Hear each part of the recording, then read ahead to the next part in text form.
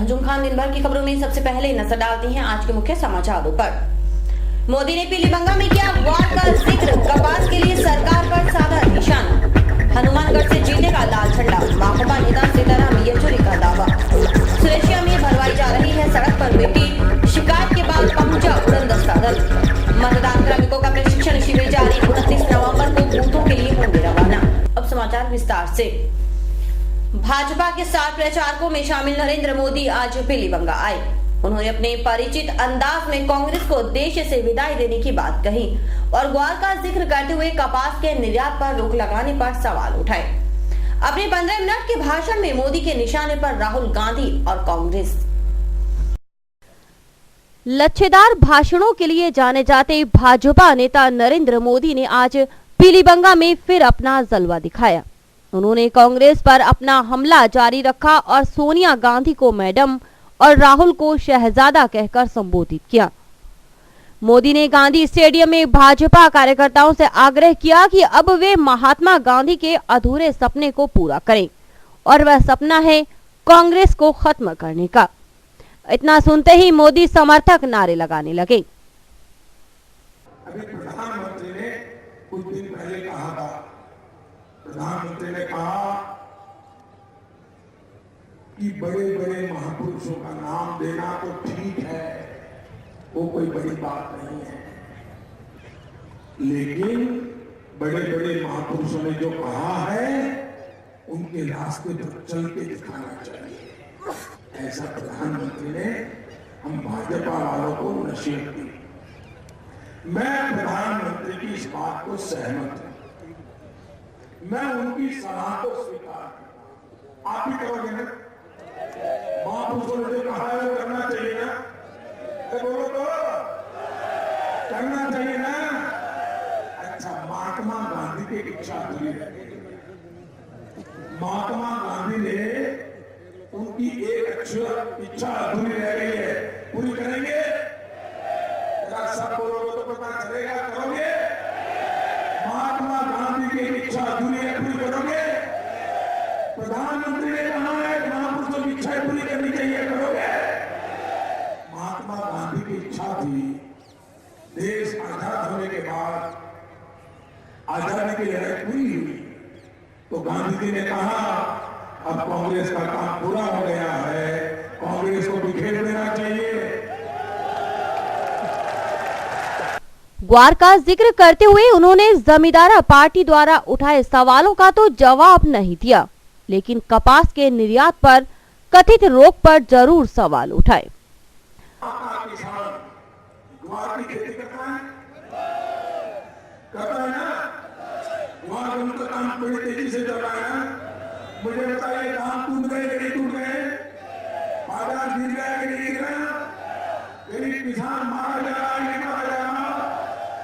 कोई मुझे बताइए। राजस्थान सरकार जवाब देती है, बोलो ना? राजस्थान सरकार जवाब देती है, दिल्ली सरकार जवाब देती है। क्यों?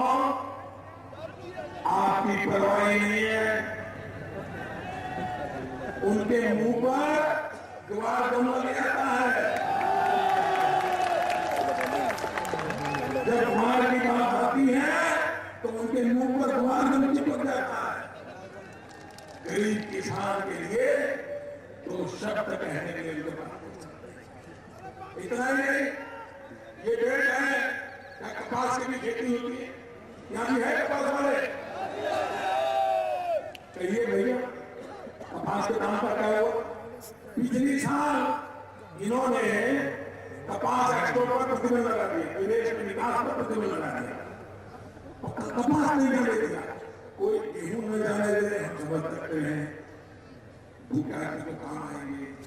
कोई चावल न जाने दे, हम समझते हैं, लेकिन कपास क्या खाने के काम आता है? कपास जाने देते कि किसान को पैसा मिलता कि नहीं मिलता? मैं बताऊं, इन्होंने कपास का एक्सपोर्ट रोक दिया, हजारों करोड़ रुपए का किसान को नुकसान हुआ है।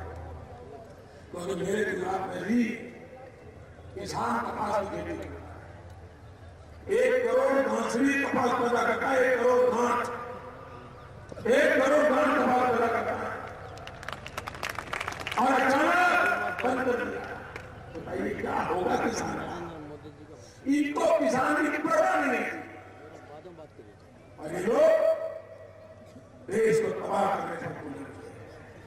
और इसलिए भाई बहनों, मैं आपसे अनुरोध कर रहा हूं कि राजस्थान को और बर्बाद मत होने देना। मोदी ने कांग्रेस पर निशाना साधा और गहलोत सरकार से हिसाब मांगा। उन्होंने कहा कि बिजली, पानी और सड़क गरीबों की जरूरत है, जिसकी समझ राहुल गांधी को नहीं है।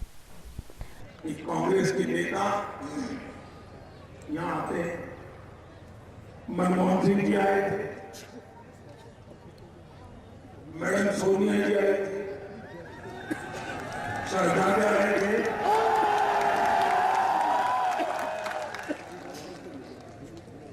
मुझे बताइए भैया, चाहे अशोक गहलोत जी हो, चाहे दिल्ली के शहंशाह हो, इन लोगों ने अपने काम का हिसाब देना चाहिए कि नहीं देना चाहिए? पाई पाई का हिसाब देना चाहिए कि नहीं देना चाहिए? पल पल का हिसाब देना चाहिए कि नहीं देना चाहिए? हिसाब देते ही नहीं, ऊपर से हमें कर दिया देते। अरे सरकार आप चला रहे हो और हिसाब हमारा मांग रहा है। आज एक नेता ने कह दिया, शहजादे ने, ये भाजपा वाले बिजली की, सड़क की, पानी की बातें करते हैं, गरीब की बातें नहीं करते हैं। बताओ भाई, गरीब पानी नहीं पीता है क्या?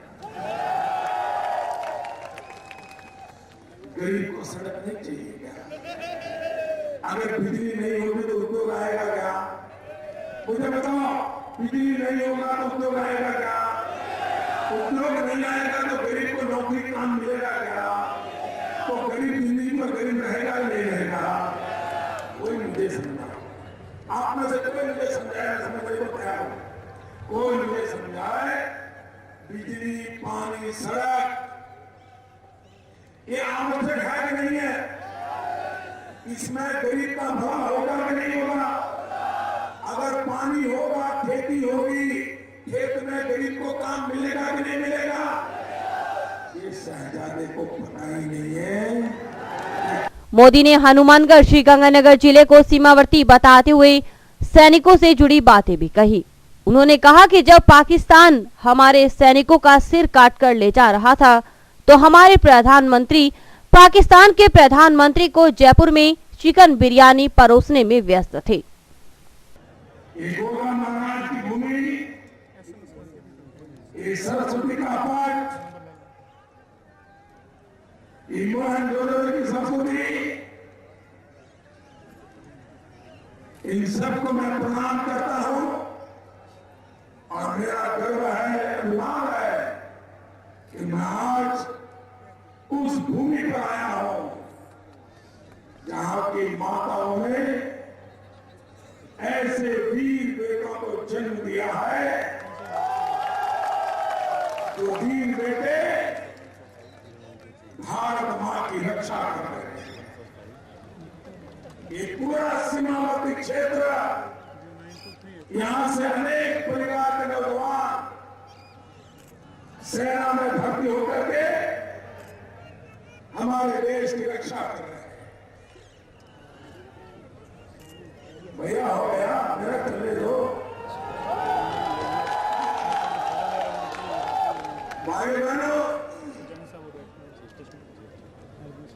यहाँ के सेना के जवान देश की आन बान शान के लिए अपना जीवन बलिदान करते हैं। लेकिन दिल्ली में बैठी हुई सरकार, उनका एक जवानों के प्रति रवैया क्या है मुझे बताइए। आप कहिए, अगर सेना के जवानों के सर पाकिस्तान आकर के काट करके ले जाए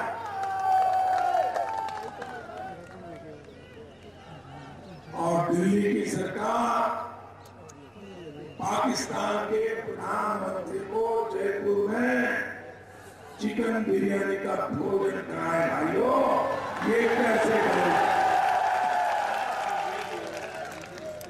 आपके सेना के जवानों का सर काट लिया जाए और आप चिकन बिरयानी परोस रहे हो। और जब उनको पूछा तो कह रहे ये तो प्रोटोकॉल था। क्या सर काटना भी प्रोटोकॉल होता है क्या सर काटने वालों को भी प्रोटोकॉल में खाना दिया जाता है क्या? भाइयों बहनों, इस देश की रक्षा के लिए भारत के प्रधानमंत्री अटल बिहारी वाजपेयी ने पोखरण में इसी राजस्थान की भूमि में अणु विस्फोट किया था। हिंदुस्तान की सेना तान के खड़ी हो गई थी कि दिल्ली को एक ऐसा नेता मिला है जो दुनिया को ललकार सकता है। मोदी ने कालीबंगा और कच्छ संस्कृति को एक बताते हुए कहा कि इससे जाहिर होता है कि राजस्थान और गुजरात की संस्कृति एक है। यहाँ पर हड़प्पन संस्कृति का अवशेष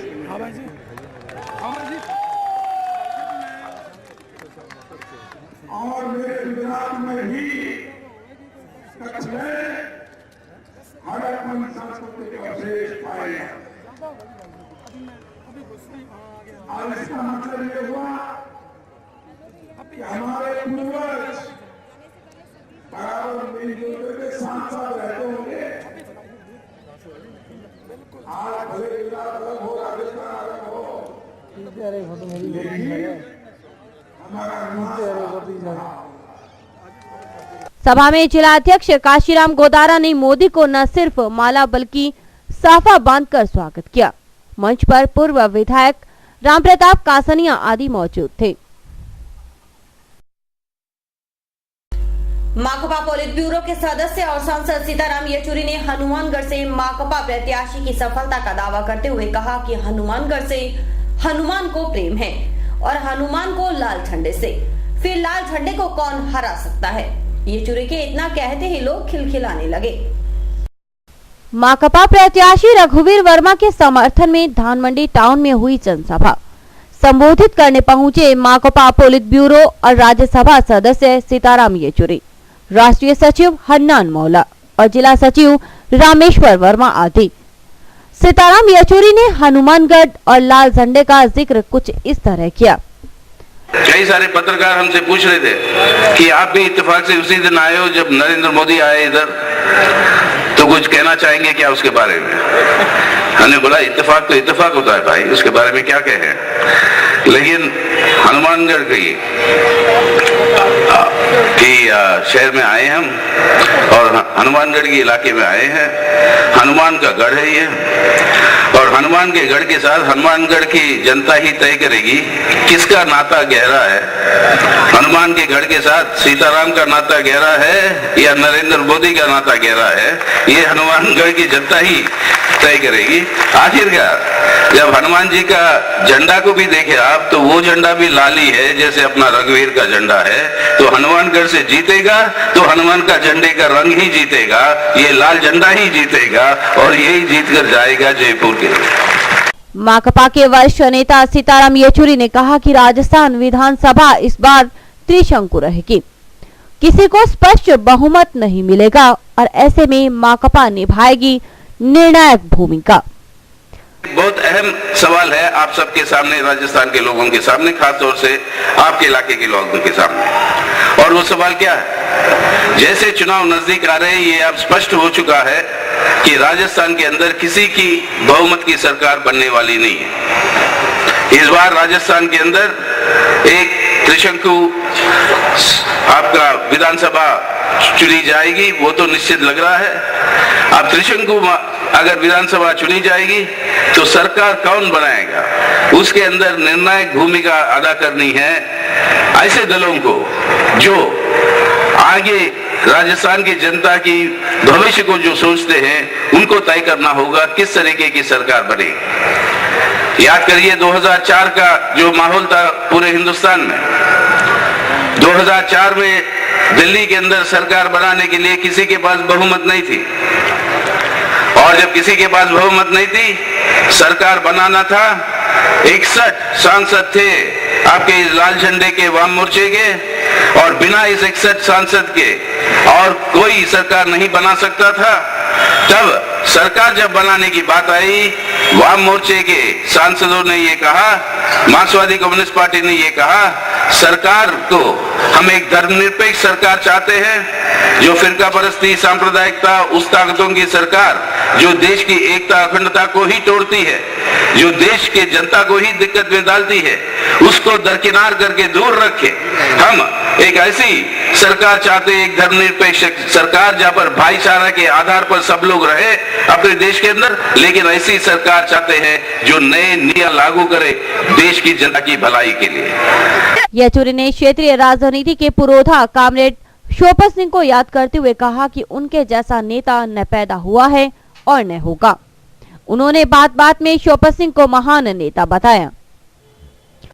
अगर खास कॉमरेड शोपत सिंह होते, क्योंकि वो हमें हमारे छात्र जीवन से हमारे नेता रहे हैं और बहुत कुछ हमें सिखाया, अगर वो शायद खास आज होते तो उनको गर्व होता कि उन्होंने एक बार हमें कहा कि हमारे बाद पता नहीं कौन होगा ये लाल झंडा उठाकर इस इलाके में घूमेगा। अब अगर वो होते आज तो बड़ी गर्व के साथ कहते, ना सिर्फ अपने कॉमरेड रघुवीर है, लेकिन इतने सारे हमारे नौजवान हैं यहाँ पर इस लाल झंडे के साथ कि यहाँ पर राजस्थान की व्यवस्था को बदल कर ही रहेंगे हम इस चुनाव के अंदर। इस बार तो जीतेंगे जरूर, लेकिन आगे को भी बदल के रहेंगे। ये हमारी श्रद्धांजलि कॉमरेड शोपत के लिए। बहुत कुछ सुना आपने, मैं वो सब दोहराना नहीं चाहता हूँ। अभी कॉमरेड रघुवीर को सुना आपने, उनके पिताजी पहली बार आए हुए हैं, बैठे हैं यहाँ पे।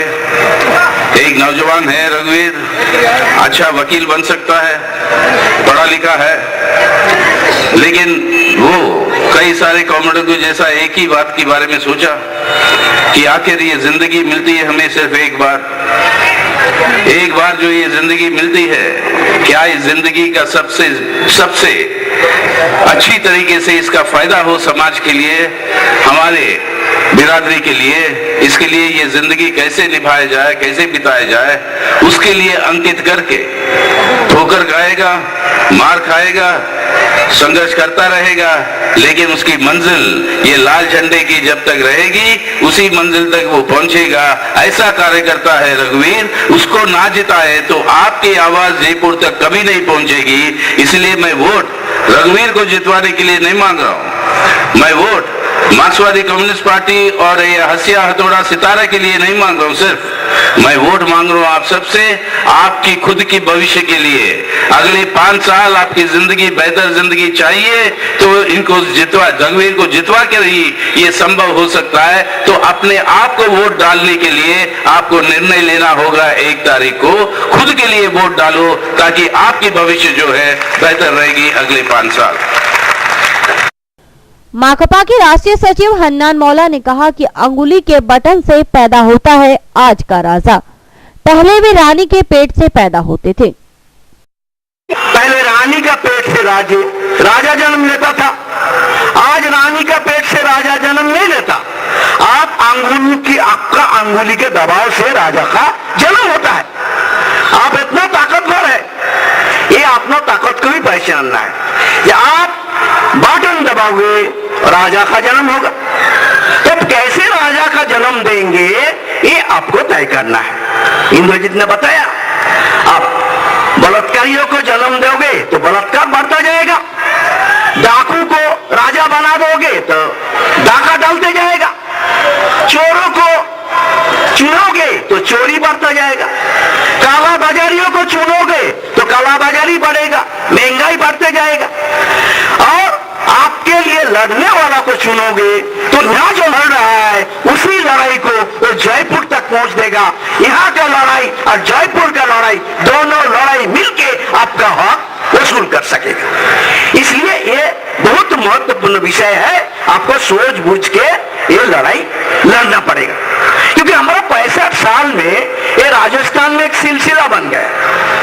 क्या सिलसिला बना है? 2 लुटेरों को जमात है, 2 लुटेरों को जमात है। ये कांग्रेस वाला है और एक भाजपा वाला है, और एक मिल बांट के 5-5 साल लूटते हैं। एक बार कांग्रेस जीत गया तो 5 साल लूटेगा, और बाजू में बीजेपी खड़ा रहेंगे, देखते रहेंगे, कोई आवाज नहीं उठाएगा, लूट बंद नहीं करेगा, वो खड़ा रहेगा और इंतजार करेगा। ये पहले लूटेरा का बदनाम हो जाएगा 5 साल बाद, तो जनता उसको उखाड़ फेंकेंगे, तो हमको बैठा देंगे। फिर 5 साल बाद एक दूसरे लुटेरा आके बैठ जाएगा और कांग्रेस जाके बाजू में खड़ा रहेगा। ये 5 साल बीजेपी लूटते रहेंगे। तो ये लूट का सिलसिला 5-5 साल बांट के चल रहा है, और इसलिए आपका ये नतीजा है। आप बेरोजगार है, आपका भुखमरी है, आपका बच्चे को शिक्षा नहीं मिलता, आपका इलाज नहीं मिलता। भाजपा की प्रदेश अध्यक्ष वसुंधरा राजे ने आज मुख्यमंत्री अशोक गहलोत पर सीधा हमला बोला। उन्होंने कहा कि गहलोत ईमानदार बनने का नाटक कर रहे हैं, जबकि उनके बेटे वैभव गहलोत पिता के रसूख के दम पर पूरे राजस्थान को लूटने में लगे हैं। राजे ने हिंडौन सिटी और बगरू आदि क्षेत्रों में जनसभाओं को संबोधित किया।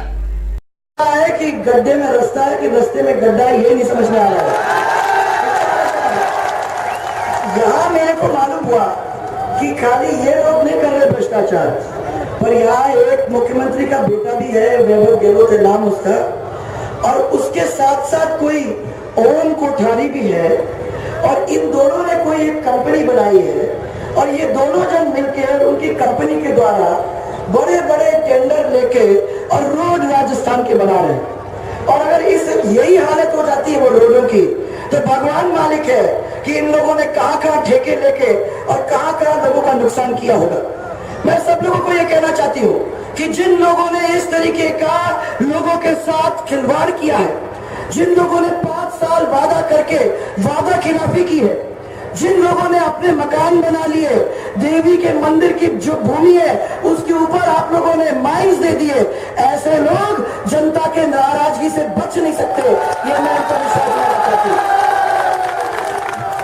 भाइयों, यही नहीं है, जो मेरे को दुख है वो बहुत दूसरा है। मेरी माता बहनों को मैं ये कहना चाहती हूँ कि पूरे राजस्थान के अंदर हम लोग महिलाओं को पूछते थे। आपके इतिहास के अंदर हमारी महिलाओं का नाम सबसे ऊपर है। आज राजस्थान के इतिहास के ऊपर कलंक लग गया है। इसलिए लग गया है कि हमारी माता और बहनों के साथ जिस तरीके से अत्याचार और दुराचार ये 5 साल के अंदर हुआ है वो कभी नहीं हुआ। और मैं ये कहती हूँ भाइयों कि जो लोग अपने घर की आबरू को नहीं बचा सकते, जो हमारी माता बहनों की इज्जत को सुरक्षित नहीं रख सकते, वो आगे परिवार चला ही नहीं सकते, क्योंकि उसके ऊपर कोई भी विश्वास करने को तैयार नहीं होगा। जब उन्होंने मूर्ख बगीरों को नहीं छोड़ा है, जिनके कान से सुनने को नहीं होता, जो मुंह से बोल नहीं सकते, ऐसी बच्चियों को जब नहीं छोड़ा। समाचार अभी और भी देखते रहिए दिन भर की खबरें। Baby happy modern PG college, a brand for quality education द्वारा स्टूडेंट्स के करियर को ध्यान में रखते हुए विभिन्न प्रकार के कोर्सेज करवाए जाते हैं, जैसे MSc, MA, BCA, BBA, BSc, BCom, BA. College में वेल क्वालिफाइड लेक्चरर्स की कड़ी मेहनत से लगातार 3 वर्षों से स्टूडेंट्स ने महाराजा गंगा सिंह विश्वविद्यालय की मेरिट लिस्ट में अपना नाम लाकर शिक्षा के क्षेत्र में एक नया रिकॉर्ड कायम किया। हाय, आई एम नूरजहां। मैं बीबीए की स्टूडेंट हूं। मैंने बीबीए फर्स्ट ईयर में यूनिवर्सिटी में 3rd रैंक प्राप्त किया था। इसका सारा श्रेय मैं अपने मैनेजमेंट और स्टाफ को देना चाहूँगी, जिन्होंने यहाँ पर मुझे इतनी अच्छी फैसिलिटीज़ प्रोवाइड करवा। Simranjit Kaur. First year, I scored 80% marks, and for this I would like to thank for Baby Happy Modern PG College. The environment of this college is very learning, and I have learned a lot of during these 2 years. College में corporate world की आवश्यकताओं को ध्यान में रखते हुए समय समय पर करियर गाइडेंस सेमिनार्स और वोकेशनल कोर्सेज आयोजित किए जाते हैं। महाविद्यालय में library, labs, wifi, playground, canteen, transport आदि फैसिलिटीज प्रोवाइड की जाती है। संस्था का उद्देश्य स्टूडेंट्स को एकेडमिक्स के साथ साथ एक्स्ट्रा करिकुलम एक्टिविटीज जैसे कल्चरल, स्पोर्ट्स आदि में संपन्न बनाना है। हमारे यहाँ पर आपको आकर्षक कीमतों पर 32 इंच LED, LCD टीवी उपलब्ध हैं। डीजी वर्ल्ड के शोरूम पर आपको आकर्षक brand Videocon, Sansui, Kelvinator, Electrolux, Philips, Panasonic, Kenstar आदि के होम एप्लायंसेस मिलेंगे। यहाँ पर LED, LCD TV, AC, refrigerator, washing machine, microwave, water heater आदि इलेक्ट्रॉनिक सामान आकर्षक कीमतों पर एक ही छत के नीचे में। संपर्क करें DG world, town junction road, Vijay cinema के सामने, हनुमानगढ़। विकास में कई बार विवाद को जन्म दे देता है। सुरेशिया में कुछ ऐसा ही हो रहा है। बस्ती में पिछले 2 दिनों से सड़क पर मिट्टी भरने का काम चल रहा है। किसी ने शिकायत कर दी और पहुंच गया विधानसभा चुनाव के तहत गठित निगरानी दल। वर्षों से उपेक्षित यह गली जो ही विकास की पटरी पर लौटने लगी, किसी की नजर लग गई और काम बीच में बंद हो गया। जी हां, कुछ ऐसा हो रहा है सुरेशिया की इस गली में। सड़क बनाने की मांग वर्षों से थी, लेकिन कुछ नहीं हो पा रहा था। 2 दिन पहले मिट्टी भर्ती करने का काम शुरू हुआ तो किसी ने निर्वाचन आयोग को शिकायत कर दी। शिकायतकर्ता ने आशंका जताई कि किसी प्रत्याशी ने वोट पाने के कारण मिट्टी भर्ती करवाने का काम शुरू करवाया है। सूचना पाकर निगरानी दल के कार्यकारी मजिस्ट्रेट तेजा सिंह गदराना मौके पर पहुंचे। पुलिस कर्मियों ने भी लोगों से बातचीत की और ट्रॉली चालक के बारे में पूछताछ की, लेकिन संतोषजनक जवाब हासिल नहीं हो पाया। दूसरी तरफ सूत्रों का कहना है कि यह काम नगर परिषद की ओर से जारी है और इसका वर्क ऑर्डर भी हो चुका है। स्वतंत्र और निष्पक्ष मतदान सुनिश्चित करने के लिए निर्वाचन आयोग द्वारा प्रशिक्षण शिविर जारी है। नेशनल पब्लिक स्कूल में मास्टर प्रशिक्षकों ने मतदान अधिकारियों को चुनाव संबंधी प्रशिक्षण दिया। नेशनल पब्लिक स्कूल में जारी चुनाव संबंधी प्रशिक्षण शिविर में आज करीब 2000 मतदान कर्मियों ने प्रशिक्षण प्राप्त किया। शिविर में अब तक लगभग 6500 मतदान कार्मिकों को प्रशिक्षण दिया गया है। द्वितीय प्रशिक्षण प्राप्त करने के बाद मतदान कार्मिकों को 29 नवंबर को संबंधित बूथों के लिए रवाना किया जाएगा। उप जिला निर्वाचन अधिकारी BL मेहड़ा ने बताया कि मतदान शुरू होने से 2 घंटे पहले मतदान कार्मिकों को बूथ पर पहुंचना होगा। देरी से पहुंचने वाले कार्मिकों के खिलाफ निर्वाचन नियमों के तहत कार्रवाई होगी। जिले के 5 विधानसभा क्षेत्रों के लिए 1091 बूथ बनाए गए हैं। प्रशिक्षणार्थियों को समझाया जा रहा है कि किस तरह वे EVM मशीन को ऑपरेट करेंगे।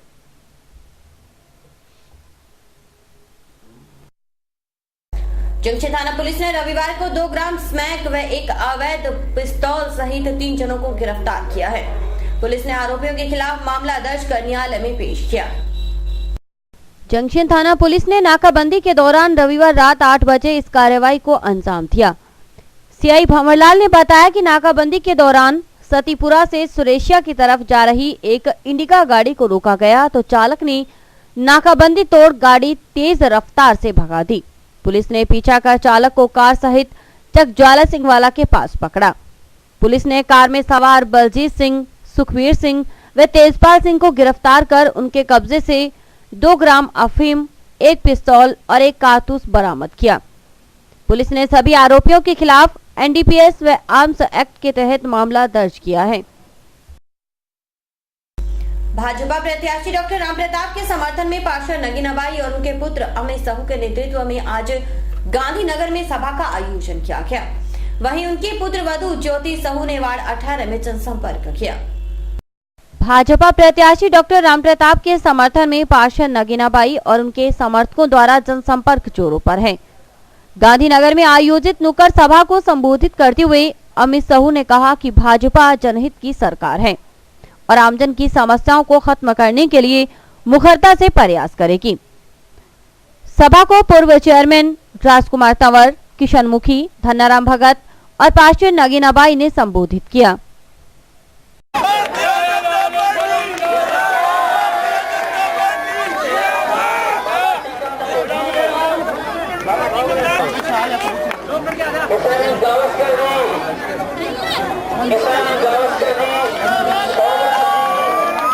जंक्शन के गांधीनगर के वार्ड 18 में भाजपा प्रत्याशी डॉक्टर रामप्रताप की पुत्रवधू ज्योति साहू ने पार्षद नगीनाबाई के साथ घर घर जाकर जनसंपर्क किया। पार्षद नगीनाबाई ने महिलाओं के गले मिलकर समर्थन मांगा। इस मौके पर नारेबाजी कर रही महिलाएं चुनावी रंग में रंगी नजर आईं।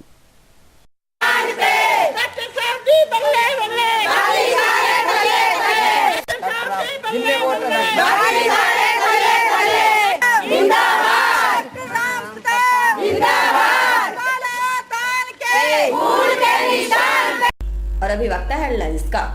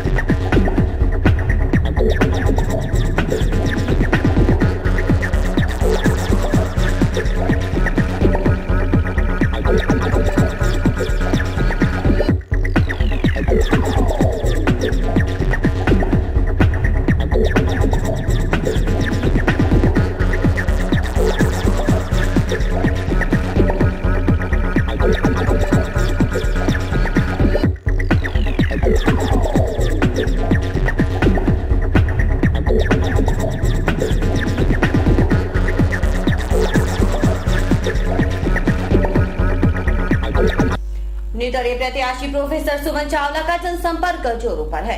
सुमन चावला ने अपने समर्थकों के साथ जंक्शन के दुर्गा कॉलोनी में संपर्क साधा।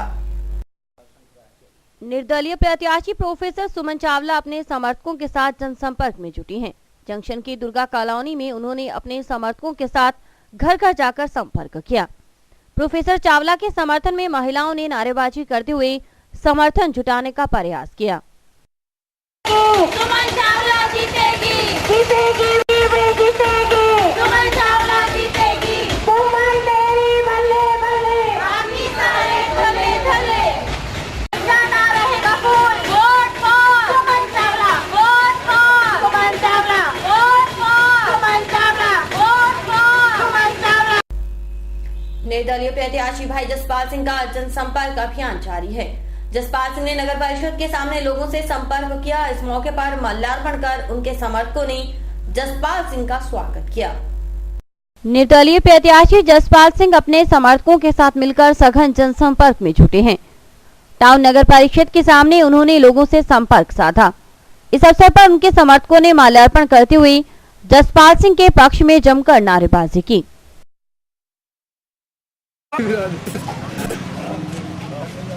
ओमी जहांगीर नाम लो।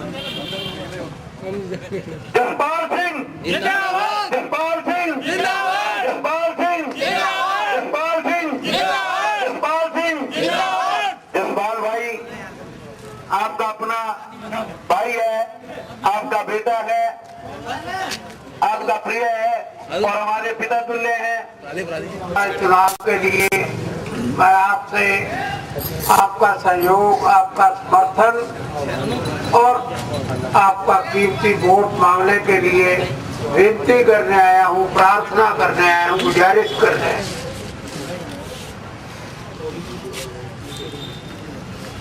जहाँ कहीं कहते हैं एक ही बात, एक ही बात। नेता जी आपकी टिकट तो पक्की थी, कट कैसे गई? क्या जवाब दे? कैसे कट गई? पक्की कैसे थी? जसपाल सिंह जी 5-6 बार हो गए संघर्ष करते ने। एक सच्चे इंसान ने ये तो नगर पालिका के विच भी सिद्ध होया है। असी जसपाल सिंह के नाल लगे हाँ इसी वजह तो कि एक सच्चा ईमानदार किसानों का साथी तो बड़ा भी शरीफ आदमी है, बड़ा ईमानदार आदमी है। नगर पालिका में इसने कोई घोटाला नहीं किया। इसलिए नगर पालिका एक मिसाल है। जसपाल सिंह जी हमारे पास आए, हमने देखा अभी इतना बढ़िया आदमी बार बार ये संघर्ष कर रहा है, क्यों ना ऐसे बढ़िया व्यक्ति को चुनकर वहाँ विधानसभा में भेजे। इसलिए हम सब ने ये एक फैसला लिया है। लोगों भी कह रहे हम कि जसपाल सिंह के समर्थन में वोट दो। ये एक बढ़िया सच्चा ईमानदार जुझारू और किसानों के हित में लड़ने वाला। जमींदारा पार्टी के प्रत्याशी बलराज सिंह दानेवालिया ने शहर में जनसंपर्क जारी है। उन्होंने सभा का आयोजन कर जमींदारा पार्टी की उपलब्धियां गिनाई। जमींदारा पार्टी प्रत्याशी अपने समर्थकों के साथ मिलकर जनसंपर्क में जुटे हैं। जनसंपर्क के दौरान सभा को संबोधित करते हुए उन्होंने कहा कि जमींदारा पार्टी ने हमेशा किसानों की समस्याओं को सुलझाना चाहा है। बलराज दानेवालिया ने कहा कि पार्टी समाज को साथ लेकर चलने वाली पार्टी है। ਅਸੀਂ ਉਹਨੂੰ ਹਰਾਤਾ, ਉਹਨੂੰ ਜਿਤਾਤਾ, ਸੋ ਇਹੀ ਕੰਮ ਚੱਲਦਾ ਆ ਰਿਹਾ ਸੀ। ਹੁਣ ਤੁਹਾਡੇ ਵਿੱਚ ਤੁਹਾਡੀ ਆਪਦੀ ਪਾਰਟੀ ਜਮੀਂਦਾਰਾ ਪਾਰਟੀ, ਸੋ ਜਮੀਂਦਾਰਾ ਪਾਰਟੀ ਕੋਈ ਨਵੀਂ ਪਾਰਟੀ नहीं है साथियों, 90 साल पुरानी पार्टी है। साथ छोटू राम जी दीन बंधु दानदाता, उन्होंने 1923 देश आजाद तो पहला ये पार्टी बनाई सी। और इसी के साथ समाचार समाप्त हुए। रोजाना देखते रहिए समाचार। नमस्कार।